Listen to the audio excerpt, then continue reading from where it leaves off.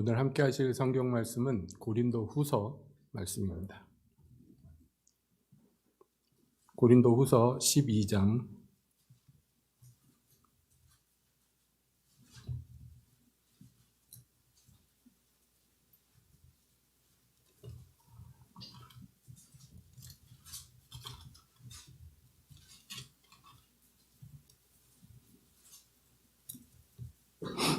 고린도후서 12장 9절 10절 말씀 함께 보겠습니다.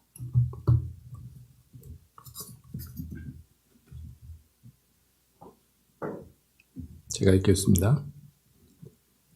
내게 이르시기를 내 은혜가 내게 족하도다. 이는 내 능력이 약한 데서 온전하여짐이라 하신지라. 이러므로 도리어 크게 기뻐함으로 나의 여러 약한 것들에 대하여 자랑하리니 이는 그리스도의 능력으로 내게 머물게 하려 함이라. 그러므로 내가 그리스도를 위하여 약한 것들과 능욕과 궁핍과 핍박과 곤란을 기뻐하노니 이는 내가 약할 그때에 곧 강함이니라. 아멘. 하나님, 이 시간 오셔서 말씀하여 주시옵소서. 말씀하여 주시옵소서. 주여 말씀하여 주시옵소서. 예수님의 이름으로 기도합니다. 아멘. 네, 한 주간 평안하셨죠?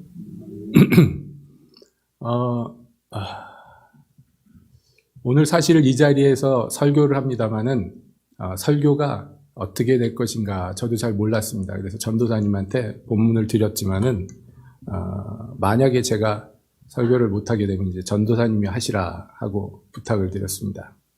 여러 이유가 있습니다. 육적으로, 영적으로 여러 가지 이유가 있으나 다 말씀드릴 것은 아니고, 그래서 이 시간에 우리가 나누고자 하는 이 말씀의 주제는 뭐냐면 온전함이라는 것입니다. 온전함. 여기 사도 바울은 말합니다. 자기에게 육체 사단의 가시가 있었는데 이게 뭐냐에 대해서 이제 해석이 분분하죠. 이 육체의 가시가 뭐냐? 뭐 이거다 저거다 뭐 질병이다 뭐다 막 이러는데 성경에서 얘기 안 한 건 그냥 그런가 보다 하고 넘어가면 됩니다. 뭐 알라고 성경이 글쎄 제가 늘 얘기하죠. 성경에서 가르쳐 준 것만 지키고 살라고 해도 평생이 모자라는데 모르는 것까지 그냥 어떻게 얘기 안 하는 것까지 알려고 그렇게 애를 씁니다. 그런 게 아닙니다. 아무튼 뭔가 자기 힘으로 할 수 없는 마귀의 직접적인 공격에 노출이 되어 있는 부분이 있었던 거예요. 그게 너무 고통스러워서 이걸 좀 없애주십사 하나님께 3번 기도를 했습니다. 아주 작정하고 기도를 했는데 하나님이 안 들어주시면서 뭐라고 그러냐면 내 은혜가 내게 족하다 그러셨어요. 그리고 이유를 설명하기를 이는 내 능력은 이 능력은 어떤 능력이에요? 바울에게 임한 하나님의 능력이에요. 바울에게 사도에게 어떤 하나님의 능력이 임하여 있는데 그런데 이 능력은 언제? 약한 데서 온전하여지는 능력이다 라고 얘기하셔요. 그러니까 하나님의 능력이 있어요. 그건 바울에게만 임한 것이 아닙니다. 모든 성도 개개인에게 하나님이 능력을 주세요. 왜냐하면 하나님의 일은 사람의 힘으로 조금도 이룰 수가 없습니다. 하나도 이룰 수가 없어요. 모든 것이 다 뭘로만 이루어집니까? 하나님의 능력으로 이루어져요. 그런데 문제는 뭐냐면 하나님의 능력이 임하시는 그것도 굉장히 중요합니다만은 하나님의 능력이 임하셨는데 그게 온전하게 나타나야 돼요. 온전하게 나타나지 않으면 어떤 일이 벌어집니까? 예를 들어서 고린도 교회 사람들이 성령의 능력 은사를 많이 받았어요. 그 풍성한 은혜 주시는 것을 사도가 감사한다고 그랬어요. 근데 문제는 뭐예요? 그게 사람마다 임하신 능력이 나타나는데 어떻게 나타났습니까? 온전하게 나타나지를 못하고 아주 못되게 나타났어요. 못나게 나타났어요. 이상한 일이에요. 하나님이 주신 건데 왜 그렇게 나타날까요? 하나님 탓이 아니에요. 누구 탓입니까? 그것을 받은 사람들, 그것을 선물로 받은 사람들이 이 받은 것을 망가뜨려 버린 거예요. 왜곡시켜 버린 거예요. 그래서 나타났는데 하나님은 축복으로 주셨는데 그게 마치 저주처럼 나타나 버렸어요. 그러니까 이게 온전함이라는 것이 그렇게 중요합니다. 하나님이 우리 각자에게 각양 좋은 은사들을 주십니다. 그리고 후회하지 않으세요. 그 사람에게 이것 주셔놓고 후회하지 않는다 그래요. 나의 이 은사를 주는 것에는 후회함이 없다 그랬어요. 왜냐하면 사랑하기 때문에 그래 이거 네가 써라. 그러면서 주는데 줘놓고 아유 저 괜히 줬나? 아까운데? 이런 게 없어요. 하나님은. 그냥 후히 주세요.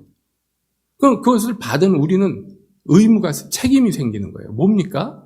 이 받은 것을 가지고 좋은 결과를 내야 돼요. 하나님이 원하시는 결과로 열매를 맺어야 돼요. 그것을 뭐라고 얘기합니까? 성령의 열매들이라고 얘기하는 거예요. 그런데 하나님이 주신 걸 갖고 무엇을 만들어내요? 육체의 현저한 열매들을 만들어낸단 말이에요. 이거는 비기독교인들 얘기가 아닙니다. 비기독교인들에게 얘기하는 게 아니에요. 그 사람들에겐 그런 기대조차도 없어요. 우리 그리스도인들에겐 어떤 기대가 있어요. 하나님의 기대가 있어요. 이 후한 것을 주실 때 그것을 받아서 우리가 이것으로 성령의 열매를 맺어야 돼요. 성령으로 시작했으면 무엇으로 맞춰야 돼요? 성령으로 맞춰야 돼요. 그런데 성령으로 시작했는데 불행하게도 정말로 이런 표현을 해서 죄송하지만 대다수가 육체로 맞춰버려요. 왜냐하면 온전하여지는 비밀을 모르기 때문입니다. 그래서 여기 비밀을 가르쳐 주시는 거예요. 바울에게 비밀을 가르쳐 주시는 거예요. 내가 너한테 능력을 줬어. 그래서 이것을 능력을 가지고 복음 전파도 하고 이것도 하고 사도의 일을 막 한단 말이에요. 하나님의 종으로서. 그런데 바울에게 하나님이 기대하는 거 이게 망가지지 않았으면 좋겠다는 거예요. 내가 사도 바울을 너무 아끼고 사랑하는데 내 아들 바울이 나에게 받은 것 가지고 온전한 결실을 맺기를 원하는 거예요. 여러분 바울이 사단에게 공격을 받아서 고통스러워서 부르짖었어요. 근데 하나님이 그거 해결해 주려면 정말 순식간에 해결해 줄 수 있어요. 그런데 참고 이를 악물고 안 해주시는 거예요. 이게 비밀이에요. 이게 비밀이에요. 안 해주시는 거예요. 왜냐하면 이거 들어줬다가 자칫 잘못하면 네가 교만해지고, 왜냐하면 받은 은혜가 너무 커. 받은 은사가 너무 커. 받은 계시가 너무 커요. 이 사람 바울이 감당하기에 하나님 보시기에 너무 큰 거예요. 그 받은 게. 그 자칫 잘못하면 교만으로 빠져버려요.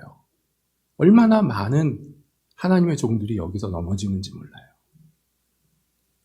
그렇게 하지 않기 위한 장치로서 고통스럽지만 자기 아들이 받는 고통을 보면서도 하나님이 되었다 하는 거예요. 그 은혜가 족하다. 부족한 게 없다. 왜냐하면 내 능력은 약할 때 온전해지기 때문이다. 사도가 그것을 듣고 기뻐했어요. 깨달았어요. 크게 기뻐했어요. 제가 이번에 있는 동안에 하나님께서 이제 많은 것을 가르쳐 주셨어요. 많은 것을 가르쳐 주시고 후반부에 들어서 계속 반복해서 귀에 그냥 딱지가 않도록 저에게 하시는 말씀이 이것이었어요. 내 능력은 약한 때 온전해진다. 제가 그것을 이해하지 못했어요. 알죠. 수없이 들은 말씀, 수없이 전한 말씀이죠. 그런데 그 비밀을 한 커플 주님이 보여주시는데, 알게 되면 알게 될수록 그렇구나. 이 온전함이 정말 중요하구나. 주님의 것이 크든지 작든지 온전하여지는 것.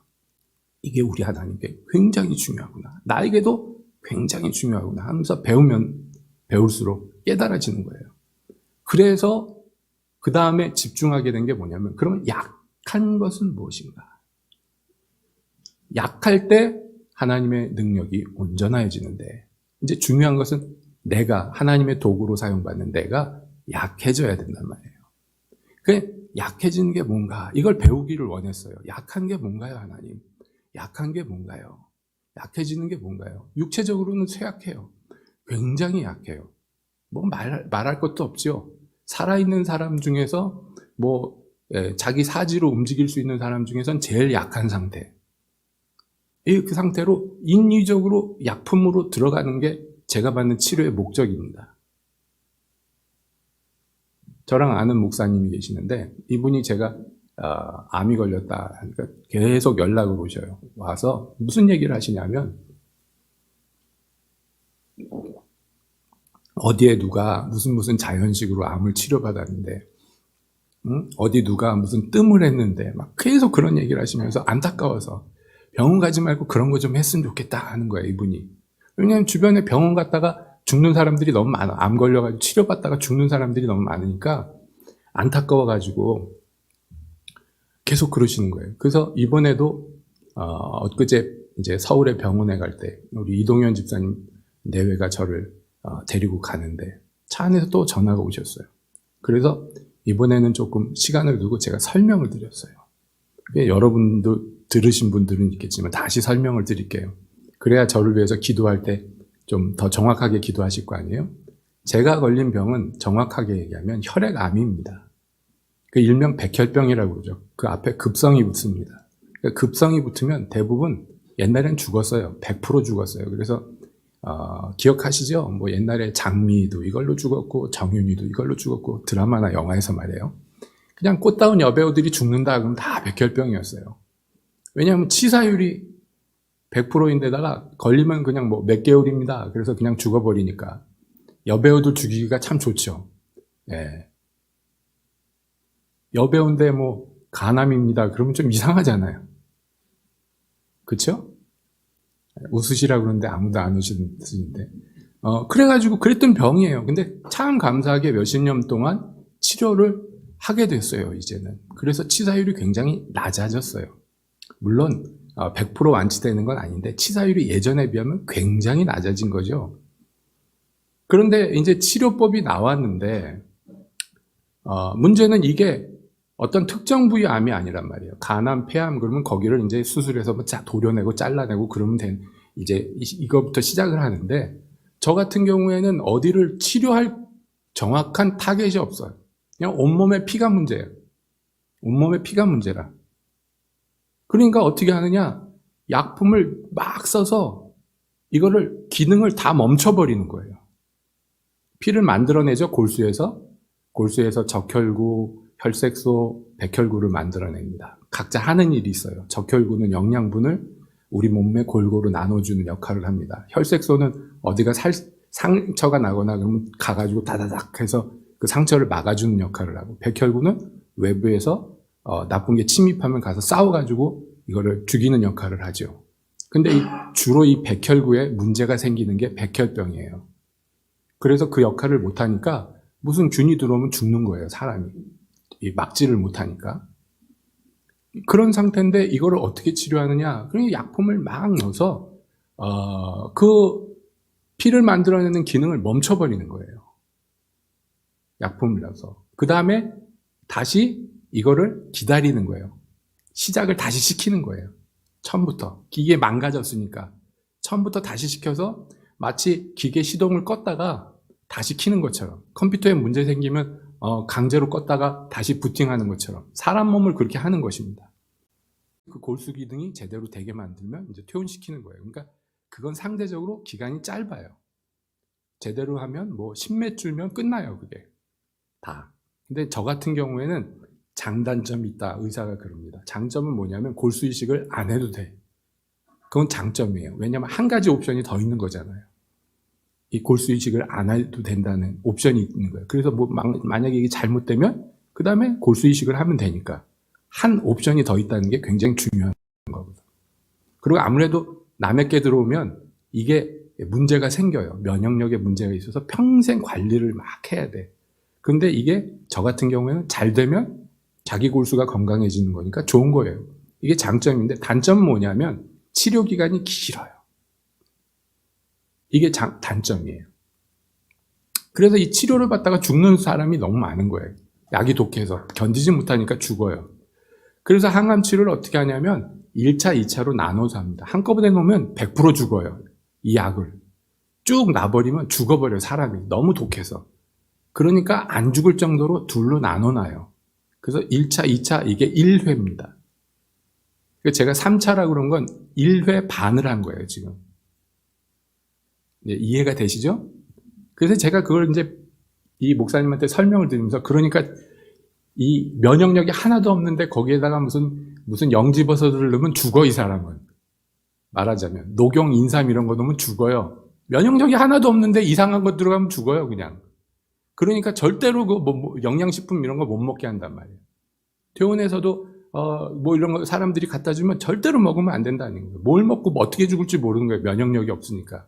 뭐 이런 겁니다. 그러니까 1차가 끝나면 이제 퇴원을 시켜줘요. 집에 가서 밥 먹고 좀 체력을 기른 다음에 그 다음에 이제 독한 걸 또 맞으란 얘기죠. 그래서 퇴원할 때쯤 되면 이제 건강이 조금 회복이 되고 체력이 붙고 백혈구도 어느 정도 생기고 적혈구도 생기고 뭐 이래가지고 나오는 거예요. 근데 이번에는 굉장히 안 좋은 상태에서 나왔어요. 코스가 끝났는데도 회복이 덜 돼가지고 간신히 집에 왔어요. 토요일 날 왔단 말이에요. 지난 주일에 설교했죠? 제가? 설교를 할 수 있는 컨디션이 절대로 아니에요. 그냥 알아 누워야 돼요. 끙끙대고 간신히. 상황이 그랬어요. 근데 설교했잖아요. 그것도 길게 했잖아요. 평소처럼 안 하고 막 소리 지르고 막 난리쳤잖아요. 제가 여러분에게 항변했잖아요. 저 이런 목사 아닌 거 아시잖아요. 평생 그렇게 안 했는데 왜 그랬냐면 제가 약해졌기 때문입니다.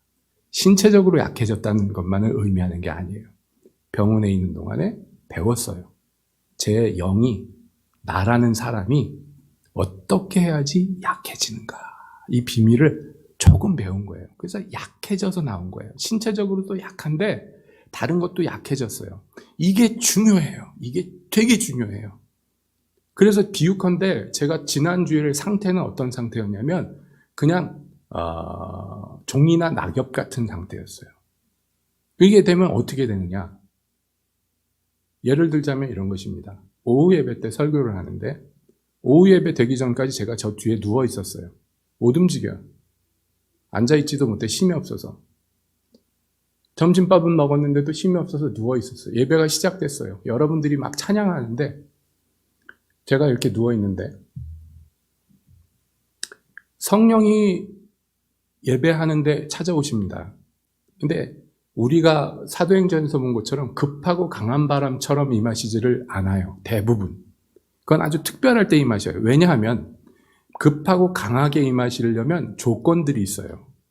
그렇게 임하실 수 있는 조건들이 있어요. 그러니까 다르게 얘기하면 그렇게 급하고 강한 바람처럼 불처럼 임하실 때 그것을 감당할 수 있는 사람들의 모임에만 임하시는 거예요. 아무데나 임하실 수가 없어요. 하나님이기 때문에. 예? 그러니까 평소에는 그렇게 임하시지 않아요. 그저 산들바람 정도. 그러니까 사람들이 몰라요. 바람이 부는지 몰라요. 너무나 세밀하게 임하셔요. 아주 가느다랗게 임하셔요. 그러니까 몰라. 모르니까 자기들끼리 꼿꼿이 서서 예배드리고 뺑 끝나고 가요 그냥. 어느 날 조금 더 다른 때보다 바람이 조금만 더 불면 막 은혜 받았다고 눈물 흘리고 콧물 흘리고 오늘 은혜 받았다고 오늘 예배 좋았다고 그러는데 여러분 사도행전에 나오는 거랑 비교하면 비교가 안 되잖아요. 그렇죠? 왜냐하면 우리 역량이 받을 수가 없어요. 주님이 주시고자 해도 간장종지에다가는 나이아가라 폭포를 부을 수가 없는 거예요. 그런 상황이에요. 그런데 그날도 오후 예배 때 이제 찬양을 여러분들이 막 하는데 바람이 불어요. 제가 약하니까 느낄 수 있어요. 가벼워져서 느낄 수 있는 거예요. 평소에 못 느끼는데. 그래서 제가 가벼워지니까 그 바람에 휘날리는 거예요. 그래가지고 여러분 찬양하는데 저 뒤에서 춤췄어요. 혼자서. 춤이 저절로 돼. 왜냐하면 바람이 약하게 부셔도 내가 가벼우니까 그 바람을 타고 날아오를 수가 있는 거예요. 날아오를 수가 있어요. 근데 그렇게 날아오를수록 주님의 바람이 더 불어줘요. 아이고 잘한다. 아이고 잘한다. 그거 보시기를 원하는 거예요. 사람들이 당신의 바람을 타고 더 높은 곳으로 오르기를 원하시는 거예요. 주님이. 그런데 무거워, 딱딱해, 꼿꼿해. 그러니까 바람을 불어도 바람이 부는지도 모르고 그냥 뻣뻣하게 있는 거예요. 대부분이. 근데 제가 뒤에서 춤추니까 주님이 기뻐가지고 바람을 점점 불어주셔요. 그때 여러분 좋았죠? 찬양 부르는데. 왜 그런 거예요? 사람이 할 수 없어요. 주님이 그래. 이거 더 부어줄게. 제가 설교를 하는데 제 힘으로는 목소리가 안 나와요. 그냥 말을 하면. 근데 이 바람을 타니까 소리가 나오는 거예요. 그러니까 신나잖아요, 제가. 그래서 오후 예배 때 설교를 좀 길게 한 것 같아요. 얼마나 했죠? 한 2시간 넘게 한 것 같아요. 힘이 하나도 안 들어. 왜냐하면 내 힘으로 하는 게 아니니까. 근데 이제 그러다 보니까 이게 또 문제가 생기는 거예요. 뭐냐면 바람 타고 나는 건 좋은데 이제 나르니까 제 힘으로 좀 날아보려고 그러는 거예요. 거기서 자꾸 더 이제 됐다 그러는데 하나님이 됐다 이제 그만해라. 그런데도 신나가지고 성도들한테 좋은 거 주고 싶으니까 우리 사랑하는 가족들에게 더 좋은 거 주고 싶으니까 계속 하는 거예요. 됐다 그러는데도 또 하는 거예요. 3번째 됐다 그랬는데 또 했어요. 그랬더니 바람을 훅 가져가 버리셨어요. 제가 저 의자에 앉아있어 설교하다가 이렇게 됐어요. 이거 왜지? 그래서 그냥 끝내버렸어요. 갑자기 하다 말고. 그리고 기도를 이제 해야 되는데 속으로 잘못했어요. 다시는 안 그럴게. 왜냐하면 주님이 이걸 걷어가니까 보호막도 거쳐버려요. 마귀들이 공격을 하는데 그냥 나는 죽는 거예요, 거기서. 힘도 없고 백도 없고 막을 수도 없는데 주님이 나를 이렇게 데리고 다녀서 데리고 다닌 건데 그걸 모르고 막 신나가지고 날뛰다가 그래? 그러면 네 힘으로 해봐라. 그렇게 하려면 네 힘으로 해봐라. 주님이 훅 가져가니까 그냥 널브러져가지고 속으로 막 잘못했어요. 용서해 주세요. 잘못했어요. 용서해 주세요. 그러니까 기운이 조금씩 돌아오고 그 사망의 그 구멍에서 다시 조금씩 기어 나오는 거예요, 제가. 그래서 이제 기도하고 주여 이 성도들 오늘 내가 하지 말았어야 될 얘기들을 너무 많이 해가지고 이 마귀한테 공격받으면 안 되잖아요. 그 축복 기도하고 그리고 끝난 거예요. 배웠어요. 그리고 집에 왔는데 주여 하고 이제 복기를 하죠. 그날 한 것을 감사드리고 그런데 문득 그게 생각나는 거예요. 제가 설교하다가 여러분 저 이런 목사 아니잖아요. 아시잖아요. 항변했는데 주님이 그걸 기억나게 하십니다. 너 원래 이런 사람이다. 너 원래 이런 사람이었다. 그러면서 기억을 되돌려 주시는데 제가 그렇게 했었어요. 예전에 20대 초반, 10대 후반 때 막 불붙어서 하나님 일할 때 그때는 알고 한 게 아니에요. 본능적으로 그렇게 했어요. 왜냐하면 아는 것도 없고 할 줄 아는 것도 없고 어떻게 해야 될지 모르는 막막한 상태에서 항상 사역을 했으니까 그저 간절하게 주님 붙드는 것밖에 없어가지고 그때는 미친놈처럼 했어요. 정말로. 그래서 역사가 많이 일어났어요. 사고도 많이 치고 미흡하고 부족하고 거친 게 있으니까. 부끄러운 일도 많이 저질렀지만 그만큼 하나님이 날 데리고 이리도 데려가고 저리도 데려가고 그래서 전국을 돌아다니면서 집회도 많이 하고 사람들 앞에 하나님이 많이 세우셨어요. 역사도 많이 일어나고 양으로 따지자면 그때 거의 평생 할 양을 다 했어요. 우리 아내도 있지만 정말 날마다 기적을 봤다 해도 과언이 아니었어요. 근데 어느 순간부터 아마 나이가 들어서 그렇죠. 넥타이 매고 양복 입고 점잖게 이제 시비가 없게 하기 위해서 꼿꼿하게 품위를 지키고 우아하게 하기를 원했어요. 하도 고생을 많이 해가지고 그렇게 날뛰니까 사방에서 대적이 일어나고 사방에 원수가 생기는데 어린 나이에 말이죠. 지금 생각하면 그거 어떻게 살았나. 21~22살 먹은 그 어린아이가. 그때는 다 컸다고 생각을 했겠지만 지금 나이 들어 보면 얼마나 어려요. 아는 것도 없고 부족하고 연약하고 거친데 어떻게 그걸 이겨냈을까. 저를 알지도 못하는 목사님들이 이단으로 정죄해가지고 이단으로 몰고 저 모교회에서 쫓겨났어요. 어렸을 때부터 자라난 교회에서 쫓겨났어요. 제가 제일 사랑하는 사람들하고 모여서 교회를 세우는데 거기서도 쫓겨났어요. 마귀라고 정죄받고 쫓겨났어요. 그 고생한 거 이루 말할 수가 없어요. 그러다 보니까 욕 안 먹기를 원해요. 지금 저한테 누가 이단 시비를 붙겠습니까? 그러다 보니까 원래 내 모습을 잃어버린 거예요. 하나님이 그걸 깨우쳐 주셨어요. 너 원래 그런 사람이었다. 그렇군요. 내가 원래 그런 사람이었군요. 그거 알게 된 거예요. 그래서 주여 더 약하게 해주십시오. 더 약하게 해주십시오. 강한 채 하는 걸 빼주시고 더 약하게 해주십시오. 기도하는 거예요. 저희 아내가 제일 충격을 받았어요. 태어나더니 사람이 이상해졌어요. 앉혀놓고선 3시간도 4시간도 계속 칭얼칭얼 얘기를 하는, 제가 얘기를 해요. 얘기를 하는데 말투도 달라지고 말하는 본새도 달라지고. 우리 성도들 생각하니까 보고 싶어. 근데 볼 수가 없어. 옛날에는 안 그랬거든요. 그래서 전화를 다 돌려가지고 통화를 하는데 어떤 집사님하고 통화하다가 막 울었어요. 제가 얼마나 나중에 부끄러운지. 아유, 내가 뭐 하는 짓이냐. 약해졌어요. 연약해졌어요.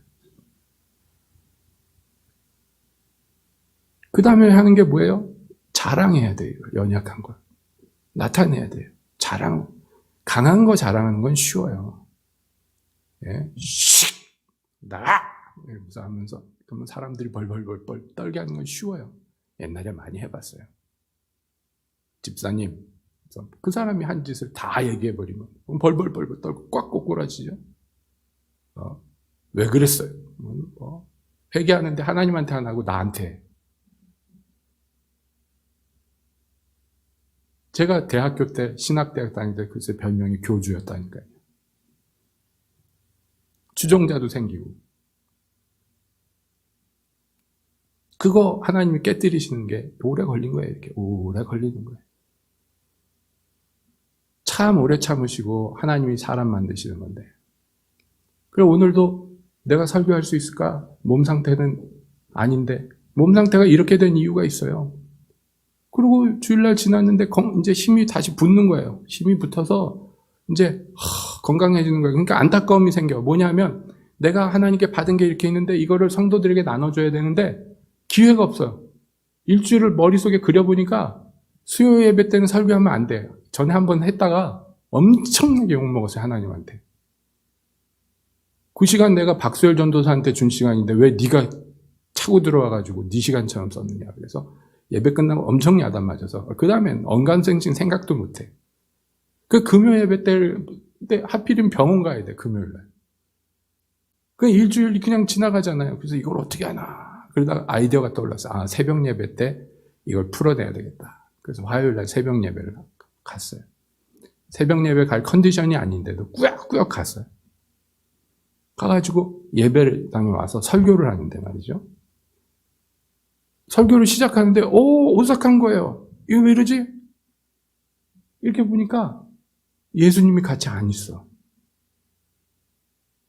그때 깨달았어요. 이제까지 항상 설교할 때마다 예수님이 나와 함께 하셨구나. 근데 그거를 잘하든지 못하든지 말이에요. 항상 그러니까 모르고 이게 일반적이려니 하고 산 거예요. 이제까지. 그런데 그날 고집 부리고 내 맘대로 설교하겠다고 왔으니까 그래 네 맘대로 해라. 주님이 손을 딱 놔버리니까 그냥 고립무원 혼자예요. 그냥 영적으로. 알게 된 거예요. 혼자 해라는 거를. 그래서 그날 하긴 했는데 그건 내게 주신 하나님의 은사로 한 거지 주님의 능력으로 한 게 아니에요. 그게 좀 미묘하게 달라요. 주님과 동행하는 거하고 주님이 주신 능력으로 하는 거하고 달라요. 여러분 이거 제가 설명을 못 하겠는데 아무튼 다르다는 것만 아시면 돼요. 그러면서 설교하면서 허리가 아프기 시작하는 거예요. 그래가지고 이렇게 버티고서 근근히 해가지고 끝내고 올 때는 제가 운전하고 왔는데 갈 때는 간신히 걸어서 막 사모님 불러가지고 설교 끝나자마자 성도들 막 기도하는데 가자고. 그 조수석에 누워가지고 가가지고 그때부터 자리 피고 누워서 일주일 동안 꼼짝도 못한 거예요. 움직이질 못하게 해놓는 거예요. 그래서 막 기도했죠. 고쳐달라고 막 기도하는데 다른 병들은 막 다른 아픈 것들은 다 고쳐주셨는데 허리는 꼼짝을 못하는 거예요. 허리가 아파가지고 뭐 꼼짝을 못해. 그런데 뭘 못하냐면 누워있으면 그래도 버틸만 해요. 괜찮아. 그런데 앉거나 서는 걸 못하는 거예요. 그러니까 컴퓨터 앞에 앉아서 뭘 해야 되는데 아무것도 못해요. 앉지를 못하니까. 그러니까 누워서 세상에 제가 결혼해가지고 누워서 밥 얻어먹기는 처음이었어요. 좋기는 좋더라고. 부인이 수발 들어서 입에다 넣어주니까 행복하더라고요. 근데 그거는 그거고 뭐 꼼짝을 못하는 거예요. 그래서 왜 이럴까요? 왜 하나님 저를 이렇게 하셨습니까? 근데 허리가 아프다가 점점 내려와서 이 엉덩이 둔치 쪽에 아픔이 몰려와서 똑같아요. 근데 증상은 앉지 못하고 서지 못하는 거. 막 기도를 하는데 며칠 기도했더니 하나님 그러신 거예요. 거기가 야곱이 나한테 맞은 데다. 고집 부리고 제 맘대로 하고 육체대로 하고 하나님이 약속했는데 자기 살 길 찾아서 지 맘대로 하다가 결국엔 두드려 맞아가지고 그 다음부터 제대로 못 걸었잖아요. 저도 그런 거예요. 똑같이 맞은 거예요. 기가 막히는 거예요. 제가 처음 주님이 내 은혜가 내게 족하도다 이렇게 얘기하실 때 기가 막혀서 항변했어요. 하나님 그거야 다 바울 얘기죠. 바울이 받은 계시가 그렇게 크고 지극히 커서 자고하지 않게 하기 위해서 그러신 거지. 저는 뭐 받은 계시가 뭐 얼마나 됩니까? 그랬더니 주님이 그런 거예요. 그러게 말이다 그러는 거예요. 그러니까 듣고 보니까 맞아. 아니 받은 것도 쥐꼬리만큼 받아놓고 지가 바울도 아닌데 교만해지는 거예요. 그거 가지고. 주님이 안타까운 거예요. 그러게 말이다. 너는 어떻게 그거 받은 거 그거밖에 없는데 교만해지냐? 약해지는 게 그렇게 어려워요. 힘들어요. 불가능해요. 도무지 자기 손으로 하는 걸 놓질 못해. 그래서 배워야 돼요. 저도 제 얘기를 하는 건 죄송하지만 이 얘기를 왜 하냐면 제가 약함을 자랑하는 거예요. 못남을 자랑하는 거예요. 여러분 오해하지 마세요. 잘났다고 얘기한다고 오해하지 마세요. 그러면 정반대로 듣는 거예요. 내가 이렇게 못났습니다 라는 것을 내가 연약합니다 그러는 거예요. 그래서 고린도후서에 보면 자기 연약을 계속 자랑하는 거예요. 사도 바울이. 우리가 아시아에서 마음의 사형 선고를 받고 살소망이 끊어지고 죽을 줄 알았다. 연약한 거예요. 그 연약한 게 사단의 가시만으로 연약한 게 아니에요.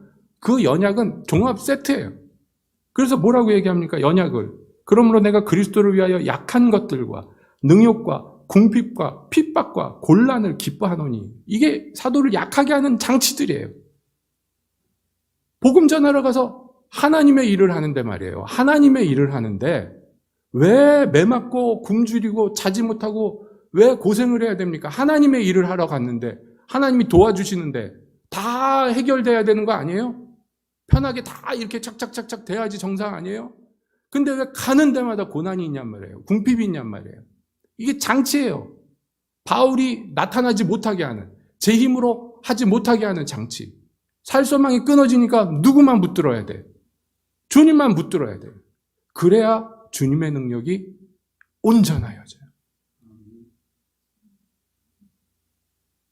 우리 평생에 다른 거랑 싸우는 거 아니에요. 누구랑 싸워야 돼요? 나랑 싸워야 돼요. 내 안에 이 못돼 처먹은 아담으로부터 물려받은 내 힘으로 하나님처럼 지혜롭고 싶은 이 욕망, 이 욕구, 순종보다는 불순종이 더 수월한 아담으로부터 유전된 이 악습, 옛사람. 예. 이게 벗겨져야 돼요. 어제 벗겨졌다고 다 된 게 아니에요, 여러분. 여러분, 건강한 사람들 매일 대변 보는데 어제 대변 닦았으니까 오늘을 똥 누고 안 닦아줘요? 안 닦아도 돼요? 어제 닦았으니까? 그런 사람 있어요? 없죠. 더러운 얘기로 예를 들어 죄송합니다만 우리가 그렇게 더럽단 말이에요. 배설물 같은 거 가지고 어제 회개했으면 됩니까? 어제 그거 버렸으면 됩니까? 아니에요. 오늘의 배설물은 오늘 버려야 돼. 그래야지 그리스도를 아는 그 고결한 것들이 내게서 나타나 온전함을 이룬단 말이에요. 온전함. 주님이 주신 온전함이 되도록이면 온전해질 수 있어야 돼. 내 안에서 온전해지려면 내가 약해져야 돼. 그래서 우리는 이 약함을 스스로 자랑해야 돼요. 내가 약해졌다고 자랑해야 돼요. 그래야지 주님의 강함이 나타난단 말이에요. 내 강함이 아니라 내 강함은 어떻게 돼요? 나는 날로 후패해지고 썩어 없어지고 그리스도가 내 안에서 어찌하든지 존귀함을 얻게 하는 것. 여러분 우리가 이것에 매진해야 됩니다. 매진해야 돼요. 지난주에도 말씀드렸습니다. 그러기 위해서 막 크고 놀라운 일부터 하는 게 아니에요. 내가 평소 하지 못했던 그 작은 친절, 남에게 작은 너그러움, 그거예요. 그래야지 해결이 되는 거예요. 그 일주일 동안 누워있는 동안에 주님이 저를 금식해라 그래서 금식했어요. 밥 안 먹으면 죽는 입장인데 밥을 안 먹을 수는 없잖아요. 밥 먹는데 다른 금식을 시키셨어요. 오해하지 마세요. 나도 그런 금식해야지. 그럼 막 먹으면서 금식하는 건 그거 아무나 하는 게 아니고 하나님이 특별하게 지정하셨을 때 하는 거니까 오해하지 마시고 들으세요. 처음에는 이런 종류, 어떤 종류의 금식이든지 어려워요. 힘들죠. 근데 금식을 왜 하나님이 하라고 그러냐면 가장 원초적인 이 육체의 욕구잖아요. 배고픈 거. 내가 이거 먹고 막 배 터지게 먹자 이게 아니에요.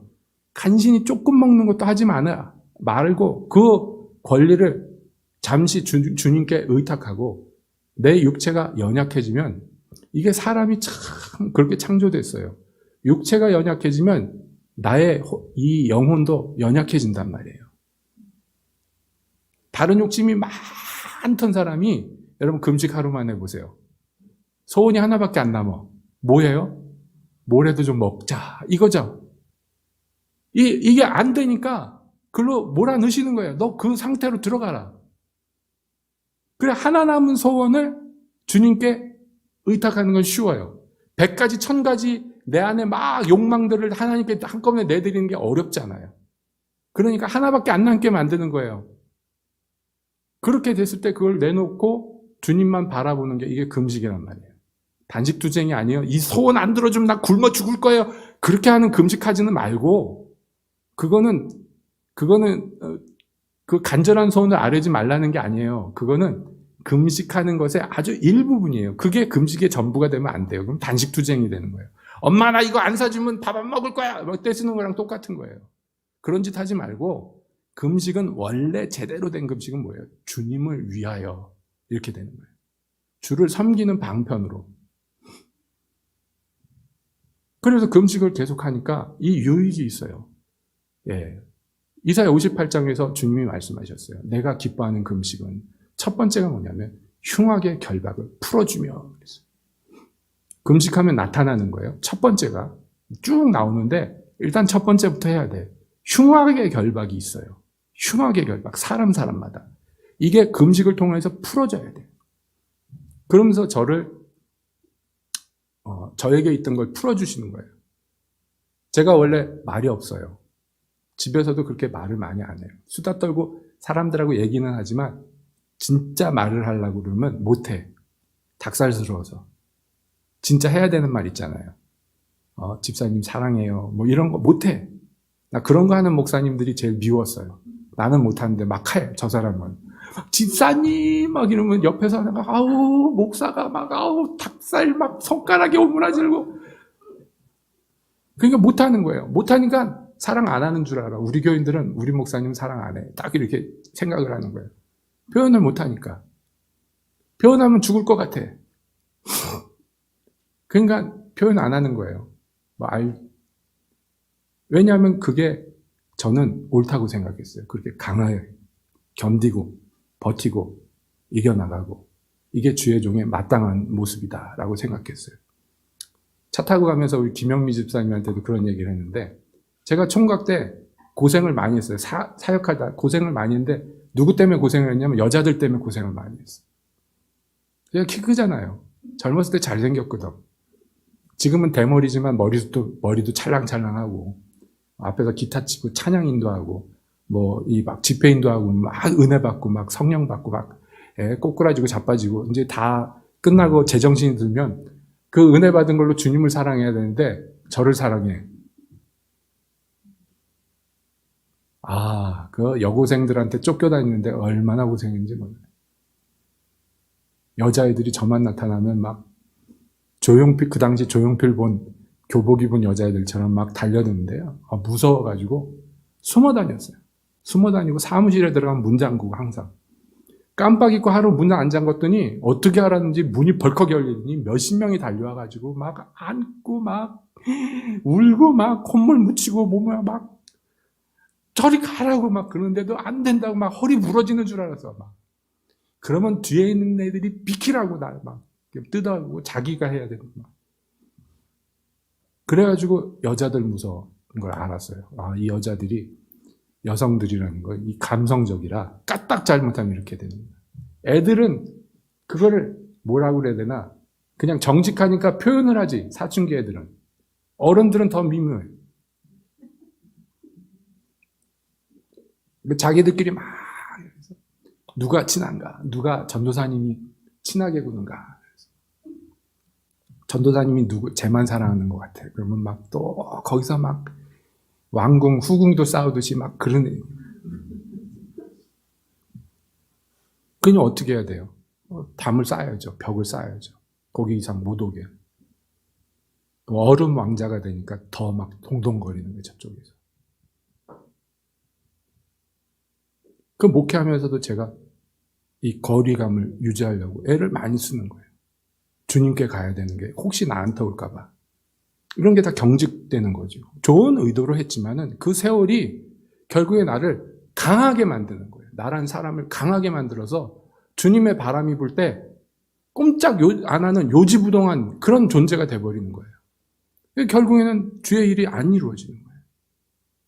연약해져야 돼요. 연약해져야 돼요. 그런 게 다 벗겨져야 돼요. 그게 어려워요. 왜냐하면 연약하면 사람들이 멸시하기 일쑤고 무시하기 일쑤인 거 알아요. 바보 같으니까. 그런데 그래야지 주님의 능력이 온전해지면, 그렇게 돼야지 뭐 어떻게 하겠습니까? 그렇죠? 저만 그렇겠습니까? 우리 모두가 그런 거예요. 언제 연약해지냐? 그 내가 갖고 있는 거 하나씩 주님께 내는 거예요. 왜 내놔야 되냐면 이 하나가, 내가 붙들고 있는 하나가 나를 올가맨 흉악한 결박이라니까요. 원수가 올가맨 결박들이에요. 제가 우리 아버지 얘기를 잠깐씩 하는데, 저희 아버지 얘기를 병원에서 어머니랑 통화하면서 어머님만 알고 있는 아버지에 대한 얘기를 쭉 하는데, 제가 워낙에 알고 있었지만 듣다 보니까 이런 악인이 없어. 죄송합니다. 세상에 이런 악인이 없어요. 저 교도소에 있는 무슨 연쇄살인마들 이런 사람들 빼고는 아주 탑이야, 탑. 평생에. 이렇게 주변 사람들을 불행하게 하고 이렇게 고통스럽게 하면서 자기 혼자만 그냥 모든 걸 누리고 살아. 그런 악인이 없어요. 그런데 그 악인인 우리 아버지, 우리 가족이 노년에 아무것도 없이 빈털터리 돼서 집으로 돌아왔을 때 버리지 않고 데려다가 계속 공개했어요. 그러면은 반성하고 좀 착해져야 되는데, 아니, 웬일이에요. 성질이 더 나빠져가지고, 나이 들수록. 뭘 잘한 게 있다고 그렇게 집에서 호령호령하고 살았는지. 그쵸. 근데 생각해보니까 저희 어머니나 저나 저희 형제들이 굉장히 착한 사람들이에요. 내다 안 버리고 쫓아내지 않고 돌아가실 때까지 공개했어요. 그뿐입니까? 제가 꾸준히 복음을 전하고 기도하고 돌아가시기 전에 결국에는 예수님 영접하고 돌아가셨어요. 그 생각하니까 기가 막히는 거예요. 기가 막히다. 1000사람이면 1000사람, 10,000사람이면 10,000사람. 우리 아버지 얘기 들으면 그런 인간은 지옥에 가는 게 마땅하다고 그랬을 텐데. 하나님이 어떻게 그거 구원했을까? 그게 기가 막혀서 기도했어요. 하나님, 우리 아버지 천국에 가면 하나님 앞에 갔을 때 비로소 알게 됐을 거 아니에요. 자기가 얼마나 진짜 나쁜 짓을 하고 살았는지. 땅에 있을 땐 몰라. 자기만큼 정정당당하고 평생에 막 잘 산 사람이 없어요. 항상. 몰라요, 자기를. 자기를 알면 그렇게 살았겠습니까만. 근데 이제 주님 앞에 가면 알게 되잖아요. 얼마나 구원받았으나 부끄럽겠냔 말이에요. 그 기도했어요. 하나님, 우리 아버지 천국에 어디 저 끄트머리 담벼락 밑에 그늘진 데서 구석쟁이에서 창피해가지고 구석에 박혀있을 텐데 그거 좀 돌봐주세요. 불쌍하다. 그러면서 돌봐주세요. 그걸 기도를 했어요. 그러고 있는데 하나님이 깨우쳐 주신 게 있었어요. 뭐냐면, 글쎄 제가 그 아버지라고 끝까지 아버지라고 섬기고 위에서 기도하고 복음 전하고 구원받게 했는데 제가 말이죠. 예? 그런데 아버지를 용서한 적이 없더라고요. 제가 다 했는데 한 가지를 안 했어요. 아버지를 용서한 적이 없어요. 그걸 깨닫고 제가 하나님, 제가 우리 아버지 이름 부르면서 아무개 용서합니다. 그리고 밤에 얼마나 울었는지 몰라요. 그 순간에 저에게 있던 그 흉악의 결박이 하나가 풀려나갔어요. 그러면서 줄줄이 풀려나가는 거예요. 용서할 사람들이 너무 많은 거예요, 제가. 저는 항상 하나님께 용서만 구했어요. 하나님, 제가 이거 잘못했으니까 용서해 주십시오. 이거 잘못했으니까 용서해 주십시오. 그렇게 살았는데, 저에게 나쁘게 한 사람들을 용서한 적이 없는 거예요.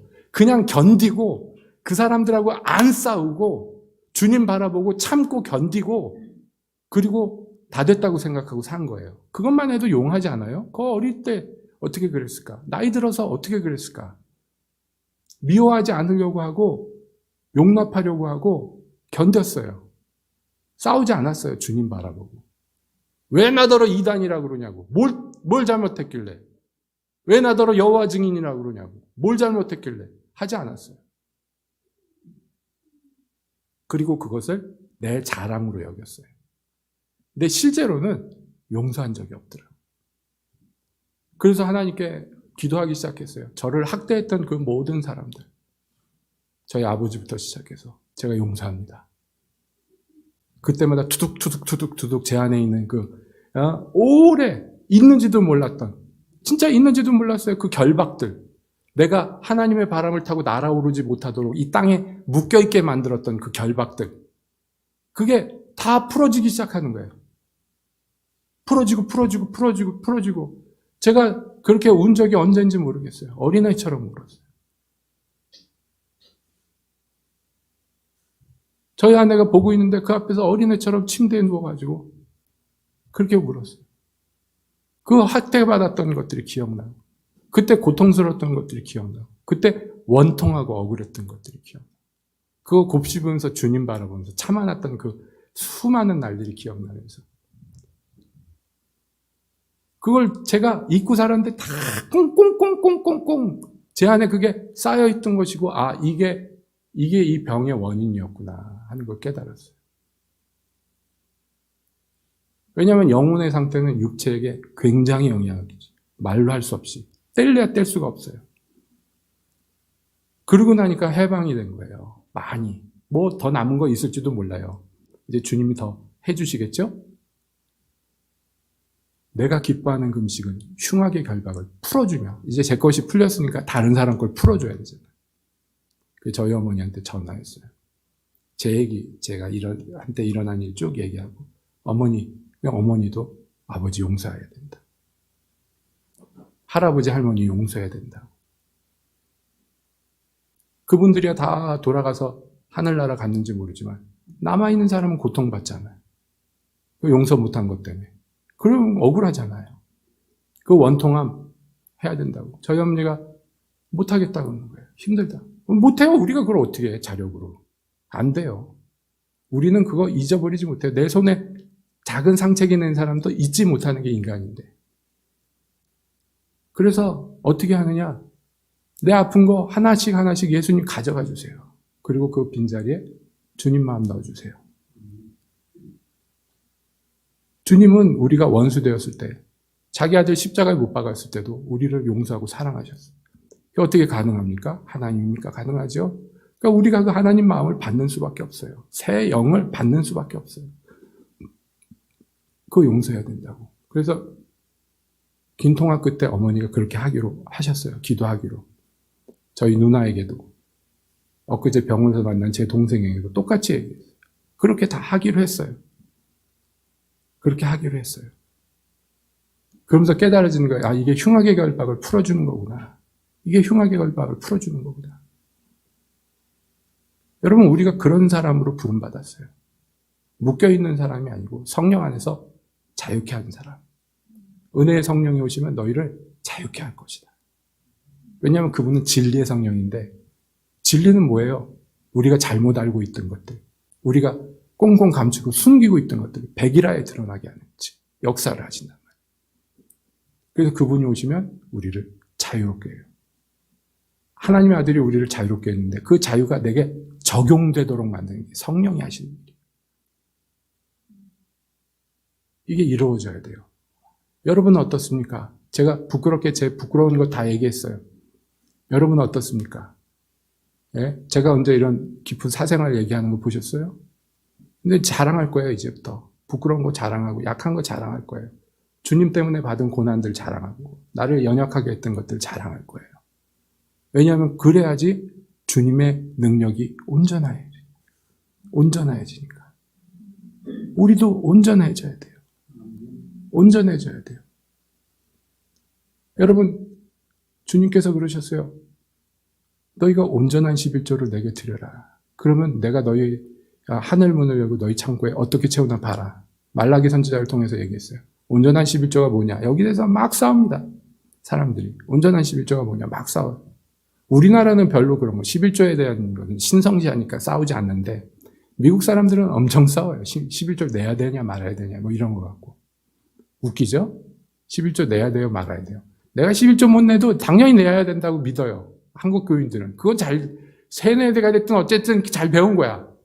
거기에 대해서 가타부타 얘기를 안 하니까. 근데 이 미국 사람들은 이거 갖고 엄청 싸웁니다. 신학자들도.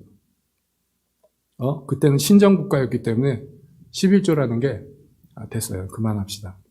아무튼 온전함이란 게 다 붙어요. 11조에도 붙고 뭐에도 붙고 다 붙어. 왜냐하면 하나님이 온전하니까 온전하지 않은 건 하나님께 드릴 수가 없어요. 받지를 않으셔요.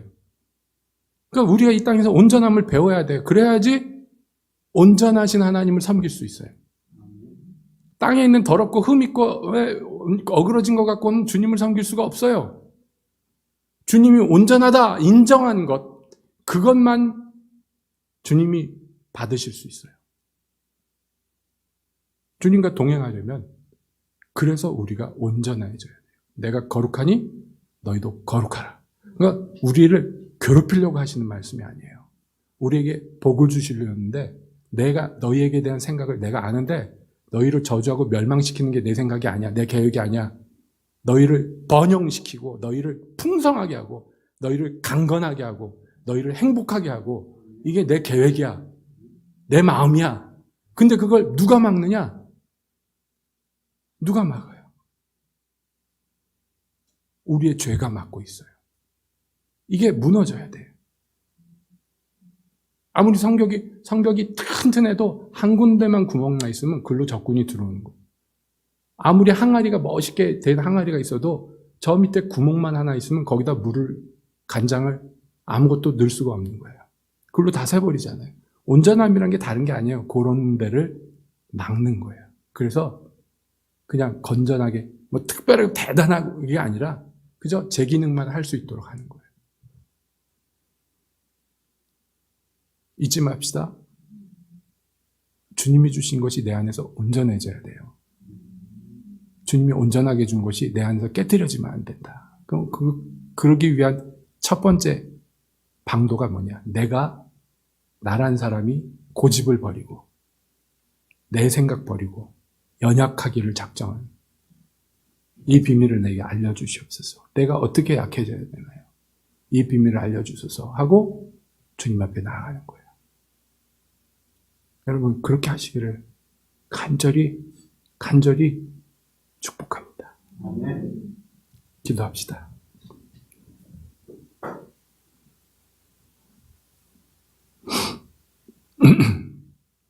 거룩하신 하나님, 감히 그 하나님의 거룩에 우리가 어찌 근접할 수 있겠습니까? 주께서는 우리더러 거룩하라 말씀하십니다. 내가 거룩하니 너희도 거룩하라고 하십니다.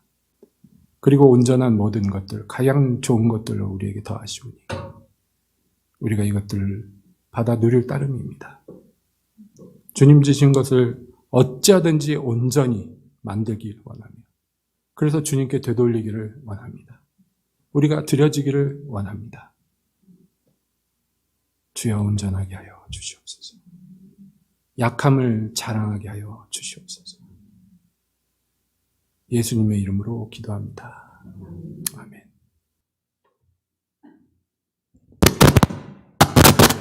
광고 한 가지 하겠습니다. 하나님이 허락하시면은 제가 오후 예배 때 설교를 할 건데, 지난주에 해보니까 오전 오후가 너무 붙어서 힘들어서 오늘 오후 예배는 저녁 때 8시에 드리려고 합니다. 잊지 마세요. 8시. 꼭 제가 할 수 있다는 보장은 없어. 이제 주님이 허락하시면 할 거예요. 소망은 있는데 조심스러워요.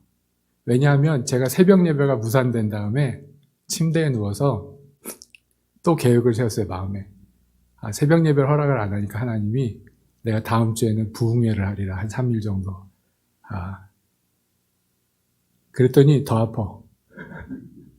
꿈도 꾸지 마라. 그래서 예, 포기하고 주일 예배까지도 제가 하나님한테 포기했어요. 허락 안 하시면 저 주일 설교도 안 할게요. 근데 오늘 허락하셔서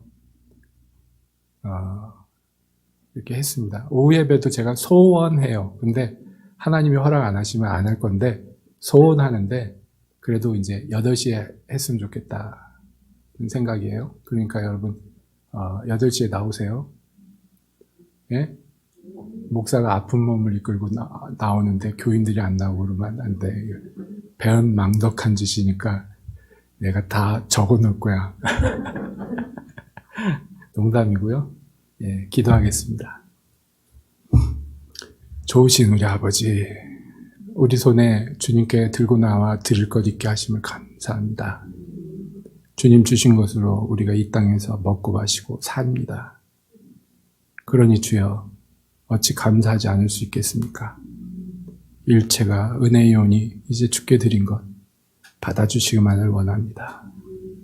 안에 담긴 감사와 소원이 우리 주께 연락되기를 원합니다. 우리의 연보가 억지로도 아니고 흠있고 점있는 재물과 같지 않기를 원합니다. 아름다운 향기와 같아 주님이 기쁘시게 받기를 원합니다. 그리고 주여 복을 내리서 영육을 기름지고 강건하게 우리 성도들 위해 채우시옵소서. 떨어져 있는 자녀들도 주님 기억하시고 어느 곳에 있든지 기이한 주의 도우심을 입게 하여 주시옵소서. 이제는 우리 주 예수 그리스도의 은혜와 아버지의 지극히 크신 사랑하심과 우리 성령 하나님의 감동하심이 여기 있는 무리들에게 이제로부터 영원토록 있어질지어다. 아멘.